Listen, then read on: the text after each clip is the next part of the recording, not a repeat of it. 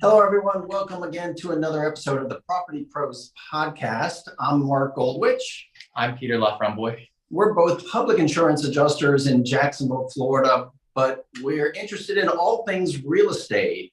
And today on our show, we have Jeff Rood. He's a commercial real estate agent with Franklin Street. He focuses on industrial real estate. Jeff, I want to welcome you to the podcast. Take a couple of minutes. Tell us about yourself and Franklin Street. Thank you for inviting me on. I focus on industrial real estate sales and leasing in Northeast Florida. I guess to tell more about myself, I'm from South Florida and I moved here about 6 years ago. And I love it up here in Jacksonville. I live in Riverside neighborhood, historic neighborhood. And I moved here to practice law at a law firm to practice commercial real estate law. And I did that for a little more than 5 years. And maybe it was sort of part great resignation or something like that. But on good terms, I decided to try something new. So I was a solo for a little bit, trying to decide what I wanted to do professionally. I've done some crypto stuff and metaverse stuff. And then I, of course, knew about commercial real estate and residential real estate sales. And I did a deal with the guy in our office, Sean Mayberry, when he was an agent and I was the attorney, and we kept in touch. And he said, "Why don't you come over here and do that?" And I had a good amount of experience doing industrial real estate sales and leasing, especially leasing here in Jacksonville. And that's the spot that I've honed in on at Franklin Street in Jacksonville. Franklin Street is based in Tampa and has rapidly been expanding, and we're in other markets now, and we compete with the big alphabet soup groups, the JLL, CBRE, etc. We also do, we have a big insurance sales arm where our sales people place insurance policies all over the country. And, we're encouraged to work together and learn a little bit about insurance from them and refer our clients over there. But of course, they're the real experts on placing insurance and shopping insurance. Well, that's great. I mean, that's quite a jump. What a different set of skills to go from one to the other. How are you intertwining the lawyer in you? Because it's hard to shut off that analytical part with the sales aspect. I mean, are you more sales or more leasing? What would you say? Both, probably about split. I've only been at the job with Franklin Street for a little more than 3 months now. As far as for branding myself and who I am, it's true. I'm an attorney, and I'm still licensed. I'm working on a presentation before the Jacksonville Bar Association on bankruptcy law and what brokers need to know, because I did some of that stuff as an attorney, representing landlords and tenants and buyers out of Chapter 11. I guess we should all be ourselves, and that's who I'm most confident in. And so basically what I'm getting at is I'm not a salesman at heart. My dad's an attorney. I'm an attorney. He's a public servant. And basically that's what you're going to get from me. And I'm hoping to be like a trusted person for example, attorneys who need to recommend an agent for their client. My first listing came from a debtor's counsel who needs to sell some property as part of a Chapter 11. So I've had to guide his client.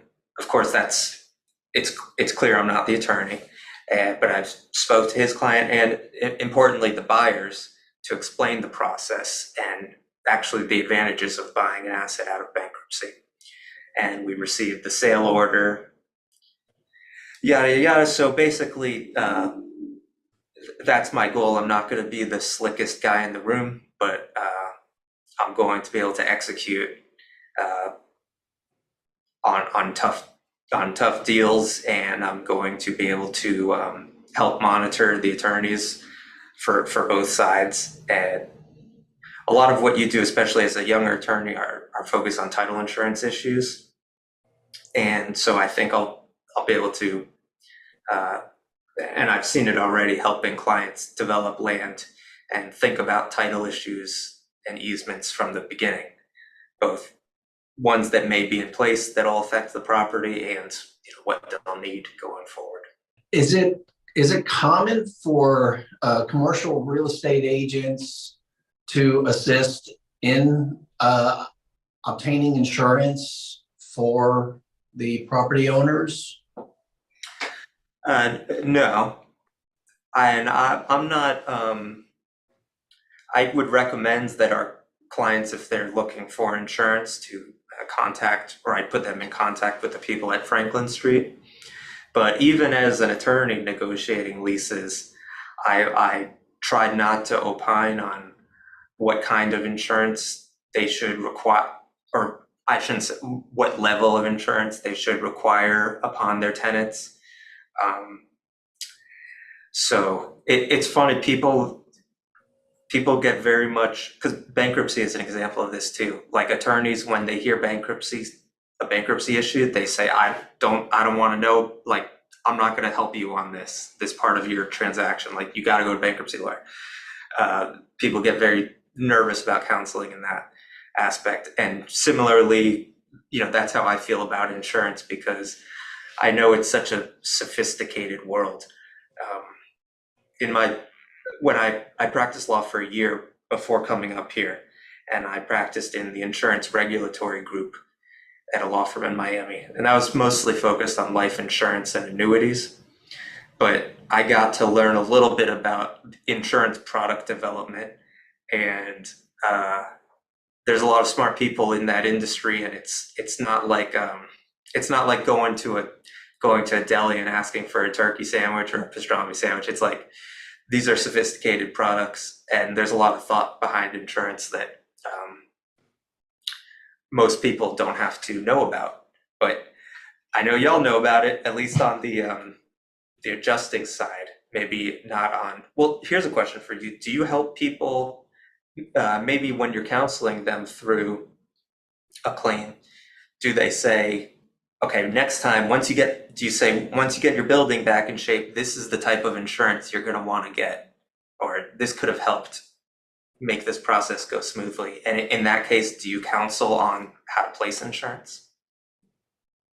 I mean, we have no problem giving them advice and telling them if they're missing certain coverages, or if they would have changed this or that, this is what the claim would look like. So going forward in the future, is there value in paying more premium to get something in return? All the time, but we can't help them place it. We don't really know. All we can do is refer them to agents. And then whether it be residential, commercial, anything, they start getting offers for what sort of coverage they have. We might say, it's this type of property, this type of building. Here's your most common claim type for that, based on its age and whatever's there. And I think for what the experience that you have, you can't turn that part of it off you know. And commercial real estate seems a lot to be very analytical. So it is not shticky like you're buying a used car and you want to be able to drink a beer with the guys.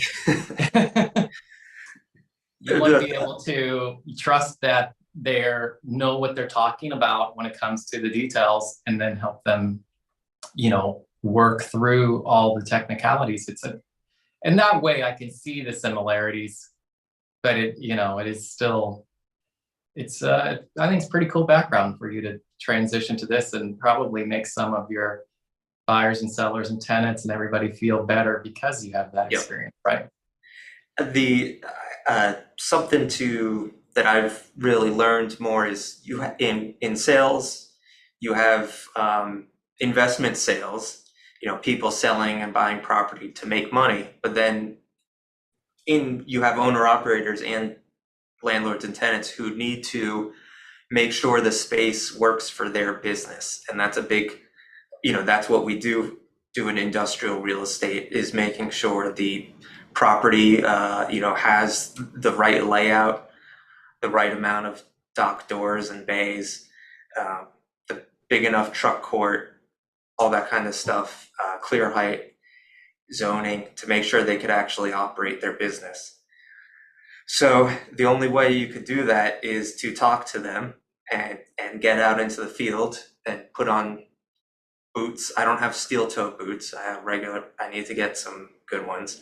And you put on the hard hat and you talk to, you try to talk to not only the owner, but see if, you could actually watch people doing work there and maybe come up with some ideas that you weren't even told about. You could add value that way. And I like that. I would hate to just have the purely finance job that it seems like in some levels of the real estate sales capital stack or whatever, where it's really just all about the numbers and the cap rates and these figures. And I'd like to, for instance, some of the most fun I had in so long was last week. We took a field trip to the port here in Jacksonville. We went to Blunt Island, and it was sponsored by the TMSA, Transportation Marketing and Sales Association. So like a lot of trucking and logistics professionals. And also we heard from some Tote Maritime people and Trailer Bridge people, and got to see, how they pick up the containers and stack them, and how they roll the containers onto the ships and off and all that stuff. And because a lot of our clients are people that need land or space to park their trucks here in Jacksonville, near the highways preferably. And it's like, okay, this is where all those containers, a lot of them end up right here. So that was really cool. I bet that does sound pretty neat. So, when looking you up, I noticed something about trying to sell or lease a property when it has damage or has an active insurance claim. Do you or your coworkers or anybody have experience, whether you were the lawyer or now as the agent? Well, I've not done that as the agent, and I'm hoping maybe I could get some tips for you, because I was working a deal at the law firm, and this was when I was very junior. But basically, it was a hotel. It was actually a condo hotel, which is sort of like a weird hybrid on the beach. And it was a few months after a hurricane where they sustained a lot of damage.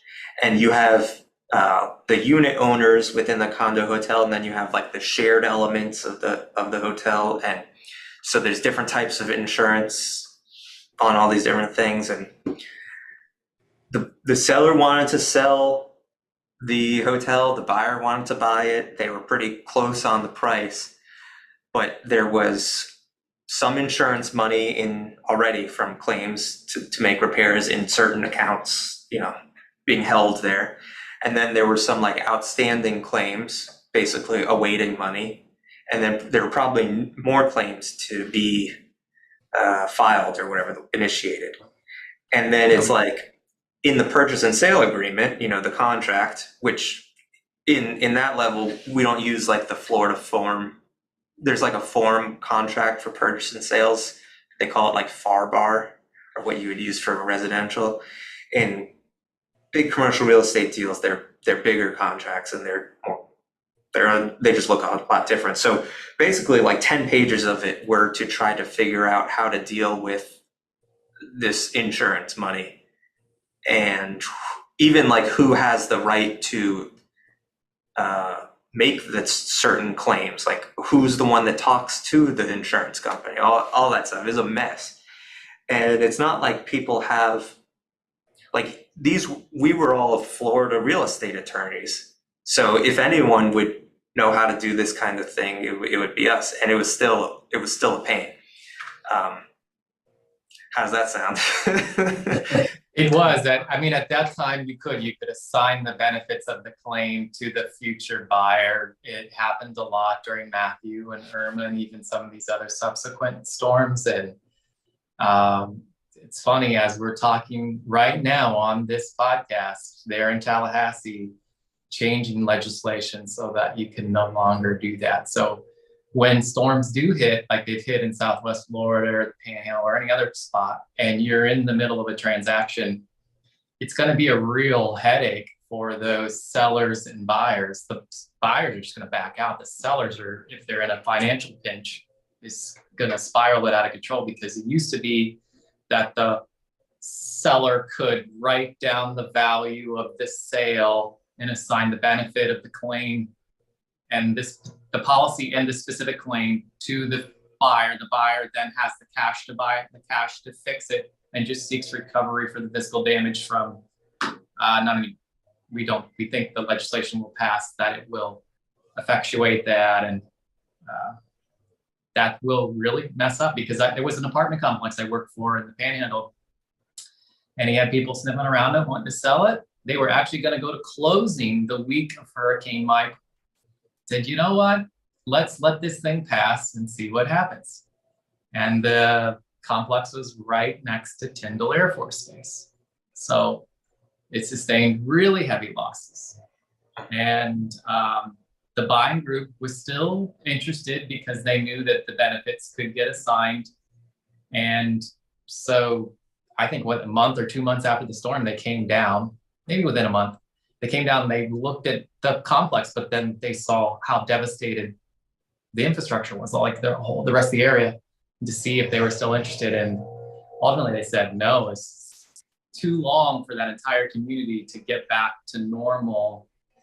And it wasn't an appealing project to them. So I think what's happening in Tallahassee is going to make it more difficult. Even if it doesn't, it's like you say, it's a mess, especially if you have a property that has multiple past claims, a couple of current claims, claims where some of the money has been spent on repairs, some of it hasn't been spent on repairs.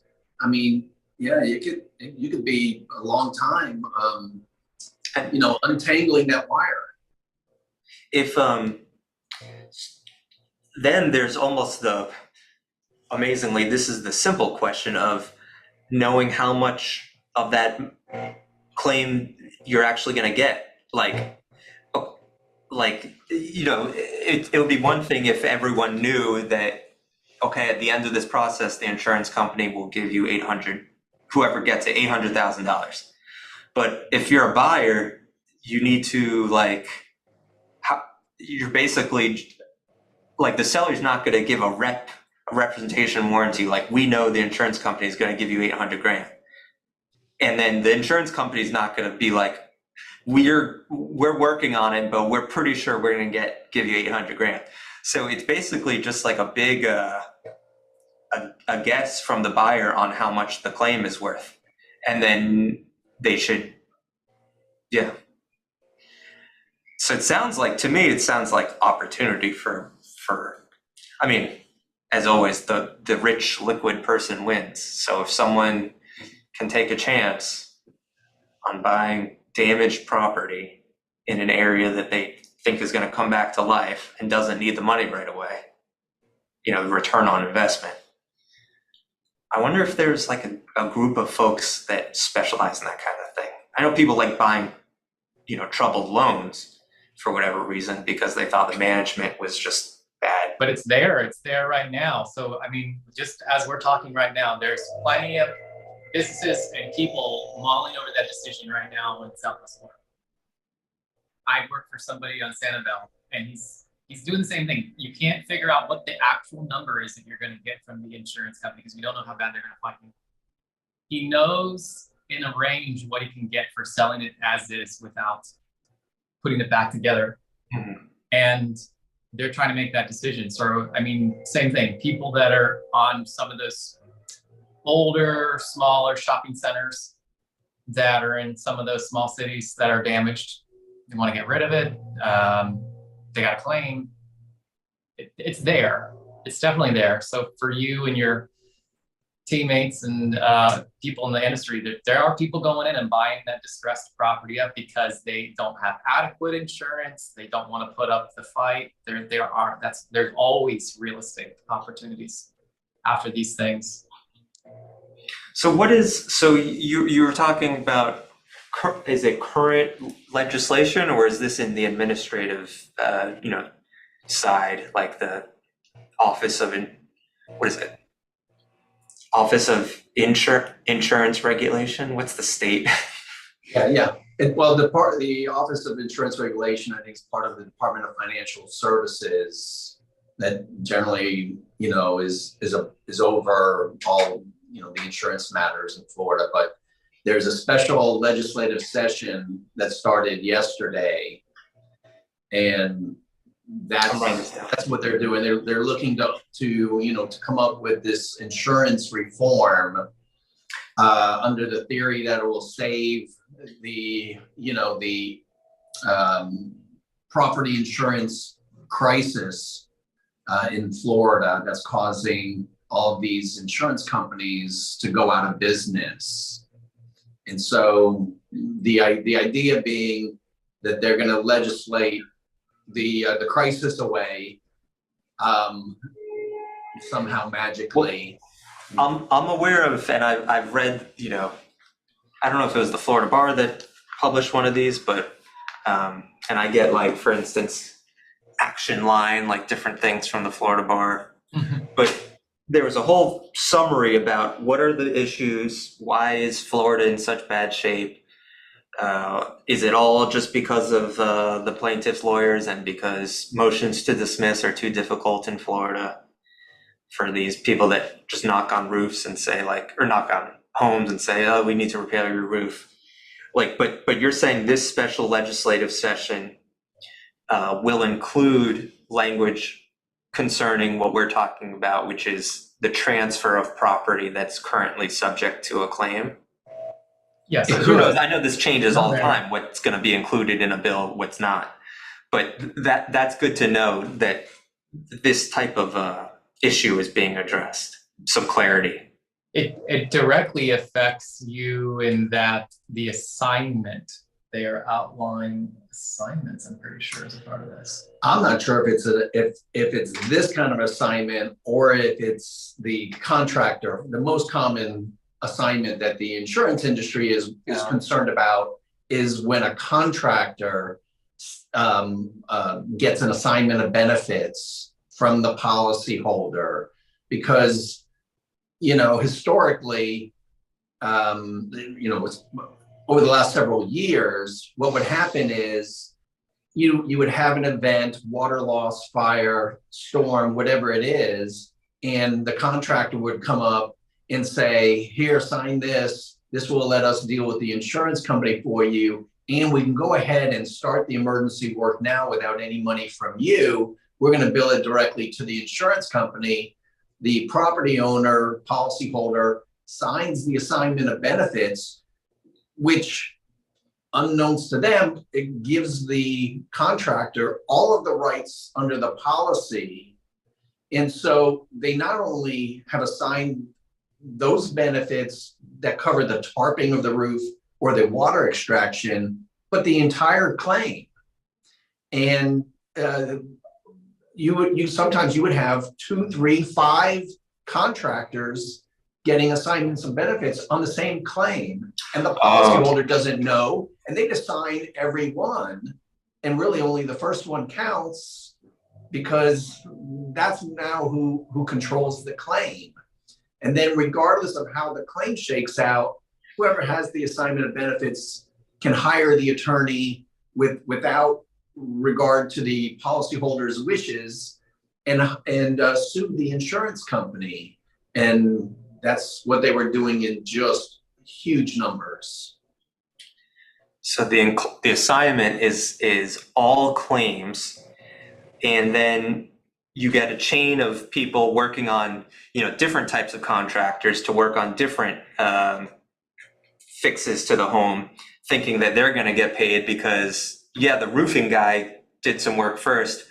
I'm the underground guy, but the roofing guy has all the rights to that money. So the guy that did the work on another part of the house is not going to get any money. And if he does, he needs to get it from the roofing contractor now. Really, I mean, he's probably going to need to get it from the homeowner or the roofing contractor. But it just created such a mess. Yeah. It really did, and that's the big problem for the insurance companies. And just through sort of dealing with, messes that seem like they can be, one home with having all these issues on it will take a lawyer just to go through all these issues. It'll take hours and hours and hours just to get a handle on what are the issues here and parse through the contracts. Then you got to go through the whole system to figure it out, and you have people advocating for themselves. So even if the system wasn't so complex and messed up, just the number of homeowners and the few number of courts to handle it make things take forever. Now add on to it fraud. So no kidding, this is so difficult, and the homeowners are sitting in limbo, and therefore properties are not trading as quickly as they should. Right. And so now, obviously the whatever laws are passed, and remember they passed new laws just earlier this year, specifically to address the crisis before it became a bigger crisis, right? And they addressed this last year in their regular legislative session to address these same issues. And before they even have time to see how the last now 2 years worth of laws have shaken out, and whether we're improving or not, they're just, they're quickly coming up with this emergency session to once again do more, because they have to do something, and it tends to not be in favor of the consumer. It all seems to be slanted towards the insurance industry, which generally just means less coverage, less time to file a claim, now less time to file a supplemental claim, less opportunities, less. Now they're trying to get rid of attorney's fees, so that if your insurance company denies your claim wrongfully, delays your claim excessively, and your only recourse is to sue them. If you sue them and you win, you still have to pay your attorney, which is a big deviation from the past. Now it is like that in other states, but now you've really drastically reduced the consumer's options when it comes to dealing with an insurance company that's not handling their claims fairly. And I guess the rubber will really, things will hit the fan when lenders stop lending, because they're scared of taking on this collateral with all this damage.